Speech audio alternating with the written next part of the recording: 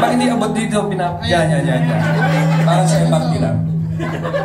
Pero ano siya, since comedy writer ako, I pitched a gag show sa ABS-CBN noong 2010. The Cool Pals ang pangalan. Tapos ever since, talagang ayaw ko i-let go yung pangalan na The Cool Pals kasi parang nakakatawa siya. Kasi ano siya play of word, diba? Kupal, pero cool pal. So parang, yung gets na niya ngayon. You, it sound familiar? Mga 2 hours din yun ah. So, ang nakakatawa niya, nung nag-decide kami na mag-switch ng name from Comedy Manila Show to a different name, may kausap ako na writer that we are working on a sitcom, comedy, situational comedy ng pangalan The Cool Pals. Tapos nung nag-decide na magpalit ng pangalan, sabi ko, The Cool Pals na lang gamitin natin. Tapos din tinawagan ko yung writer, hindi na pala available yung pangalan. Tapos ginamit namin yung Cool Pals kasi perfect siya dahil magkakaibigan kami. Tapos yung usapan namin pwedeng medyo edgy or patawan na medyo can be found kupal. Tsaka support tayo lahat. Ha? Ha? Support tayo lahat? Ikaw lang po kami lang. Sa media night mo pa sinabi yan? Kakapatuloy ko ng last month eh. Pero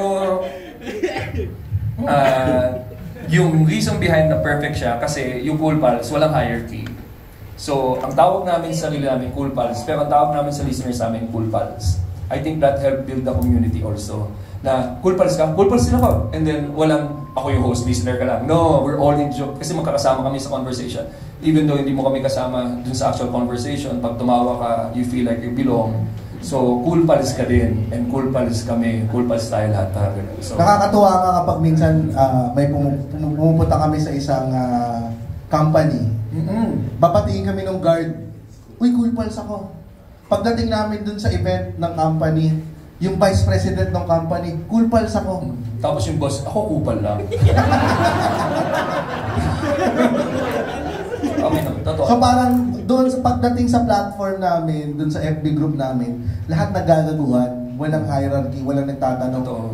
BP ka pala, walang guard ka lang pala, yung mga ganun klase na walang klaseng, lahat pantay-pantay. Totoo, kahit sa biroan eh. So, pasok na sa, yung nandun na sila sa inside joke, na pag nakita kayo, tutuloy lang nila yung biroan or tutuloy na yung conversation. Wala na pala trabaho si James. Oo, wala na eh. Sabi naglalakad lang kami sa footbridge, ganyan. Totoo. From guard all the way to higher position. Higher position like the managing director of Century Park Hotel. Cool Pals dito eh. The one who really believed in us. That's why siya ang naging bridge sa amin to be able to put up a partnership with Century Park Hotel Manila. Palakpakan natin lahat. The Managing Director of Century Park Hotel, Mr. JJ Cam. Hi, good evening. Sakit na ito. Hindi ka, baka bumagsak eh. Good evening, thank you for coming here. Bigyan natin ng thank you for Cool Pals rin, congratulations. Kung nakita niyo yung video kanina, VTR, bodega lang ito dati.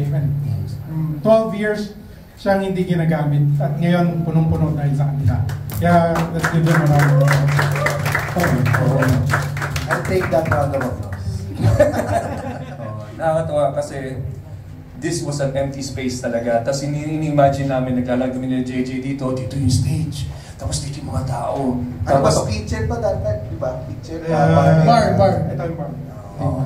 So, nung ini-imagine namin, dito yung magiging studio. And then after a year, it came to life.